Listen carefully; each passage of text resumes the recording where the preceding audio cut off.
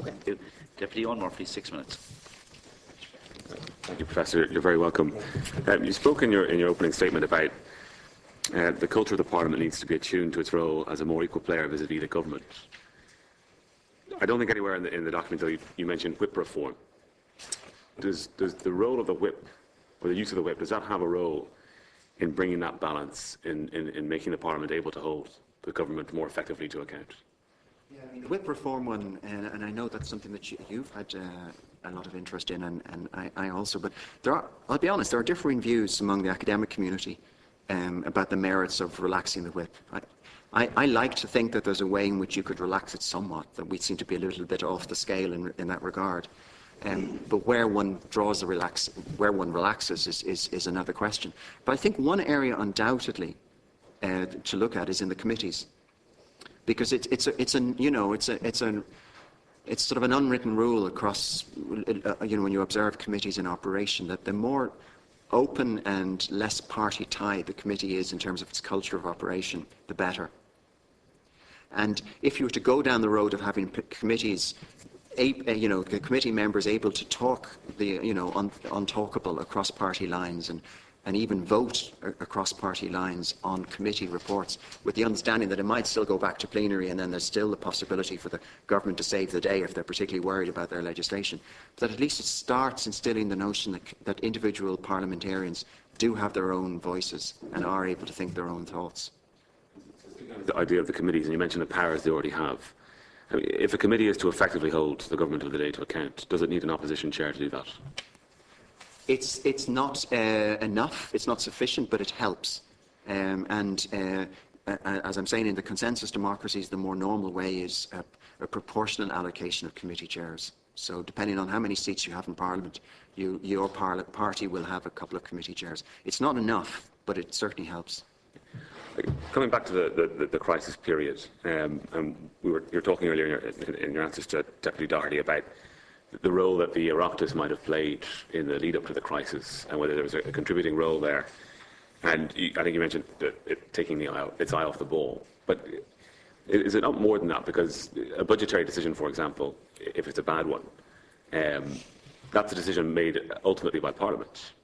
So is that not where ultimate responsibility then rests for decisions that were taken by government? That's a fair point. It does get back to Deputy Doherty's question, that ultimately, the government of the day consists of the Parliament and the Executive. And in that regard, if we're going to attach blame for poor budgetary practice, both parts of government are to blame for that, yes. Could you weight that blame? I mean, would you say that they are equally responsible, or one is more responsible than the other? Constitutionally speaking, they would be probably equally responsible, but of course, in terms of political reality, when you're dealing with an Oireachtas that is as weak as ours is, the government would hold a greater responsibility in that regard. When it comes to issues like budgetary decisions, do you think it's possible to distinguish between the government and the Dáil? Well, I think so, because ultimately, under the Constitution particularly, it says that it's only with the Taoiseach's permission that the Dáil can discuss issues relating to financial expenditure. So there's already a sense of weighting things more in the favour of the Executive than the Legislature in our constitutional practice. And ultimately, come the next election, it'll be the government parties or parties that are held to account on its budgetary practices over the preceding number of years.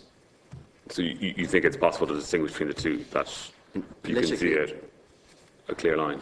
Yes, and politically I think it is. Even if constitutionally you can't, I think in terms of political reality, I think one would attach greater importance to, greater responsibility to the government than to the Parliament. Okay. Thank you, Chair. And when it comes to the budgetary process, and I know you've looked at other jurisdictions, do you think that process here is unusual in that decision is taken by government, if you like, and once the decision is taken, it is then debated by the Parliament? That ordering, that sequence of events, is that unusual in terms of our Parliament vis-à-vis other parliaments? I think it's unusual vis-à-vis continental European parliaments. Not all, but many from what I've seen. But what we have is an exact example of the Westminster tradition in operation. So we would not be that different from the British practice as far as I can see. Final question. looking at our budgetary process, have you seen any significant changes to it since the pre-crisis and crisis period? I think there have been moves that are potentially interesting down the road. The establishment of the Fiscal Authority, Advisory Authority, is as a good example of something that, down the road might develop into quite an important stage in the budgetary process. But as I was saying in my remarks, I think what would be more important to see would be the establishment of an agency, maybe it's a version of that is vested within the Oireachtas and therefore answerable directly to the Oireachtas and working for the Oireachtas, which is the sort of thing we've seen in a lot of the newer democracies of East and Central Europe.